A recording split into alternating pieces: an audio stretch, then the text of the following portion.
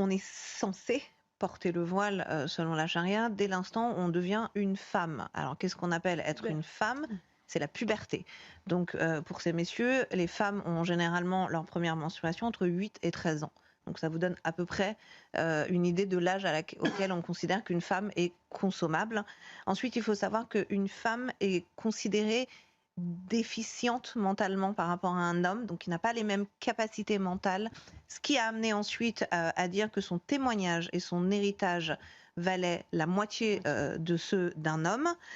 Les femmes doivent vivre toute leur vie sous l'autorité d'un mahram, qui est donc un tuteur légal. Donc, ce qui veut dire que ça va être leur père, leur frère, leur oncle, ensuite leur mari quand elles seront mariées. Et c'est eux qui ont tout pouvoir sur la femme, donc qui vont décider si elle a le droit de travailler, si elle a le droit de sortir, qui elle doit épouser. Alors on dit qu'il y a le consentement, mais on voit bien ce qui se passe dès lors que la charia est appliquée. À 8 ans, vous n'avez pas de consentement, pardonnez-moi. Une femme ne peut pas voyager seule, donc sans avoir un tuteur masculin. Elle n'a pas le droit ni de chanter ni de danser parce qu'elle est considérée comme une fitna, donc en gros comme une attirance. C'est très sexualisé, la femme. Pour vous dire, si même des cheveux peuvent exciter, c'est dire à quel point la femme est considérée comme un objet de tentation et de péché. Le viol conjugal n'est absolument pas reconnu puisqu'elle a comme devoir de satisfaire tous les besoins de son homme, qui a également autorité pour la punir et la châtier si jamais elle ne se montrait pas assez obéissante.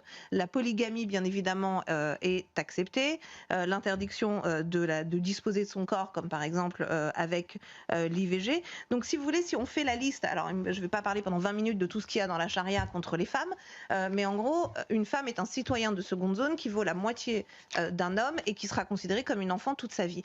Donc, quand on voile une enfant de 8 ans, 9 ans, 10 ans, 13 ans, c'est ça qu'on lui inculque.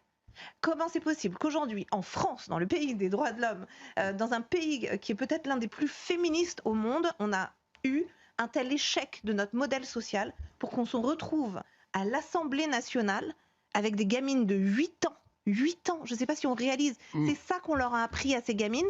Et derrière, on a des hommes politiques, pardon, je m'énerve, mais tellement lâches, qui nous disent « je ne vois pas pourquoi on jette l'opprobre sur des gamines ».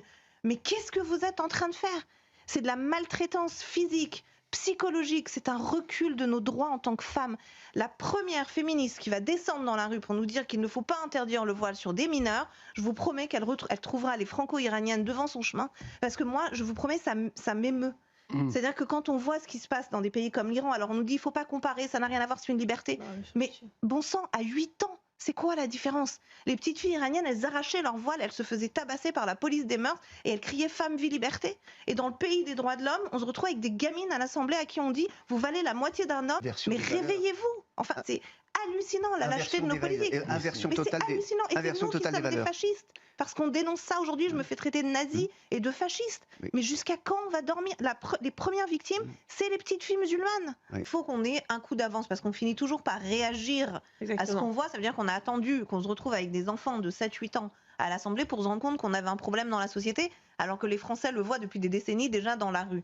Donc en fait, les islamistes ont toujours un coup d'avance sur nous, et c'est pour ça qu'il faut absolument pas leur donner le ticket gagnant de dire vous voyez, vous êtes opprimés, ils sont islamophobes, c'est encore des réflexes colonialistes, ils veulent votre mal. Donc en fait, permettre à ce que ces jeunes se radicalisent encore plus et tombent encore plus dans le communautarisme. Et pour ça, je pense qu'il va falloir avoir un travail de fond aussi au sein des écoles, qu'on arrête de trembler. Et je sais que c'est très difficile pour les professeurs parce qu'on n'ose déjà même plus parler de laïcité, de la Shoah, d'aborder même l'art, de mettre de la musique. Moi, j'ai des professeurs qui me disent je ne peux même plus mettre de musique en classe parce qu'on me dit que c'est haram d'écouter de la musique. Ou des petits garçons et des petites filles qui veulent même plus se tenir la main pour entrer en classe.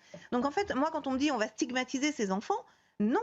C'est vous qui êtes en train de les stigmatiser, c'est vous qui êtes en train de les condamner, et nous, on leur offre une porte de sortie, cette liberté de conscience d'attendre qu'elles soient majeures pour pouvoir décider par elles-mêmes si elles ont envie de valoir la moitié d'un homme ou pas. Pas qu'on leur impose alors qu'elles sont même pas leur première menstruation. Merci Mona.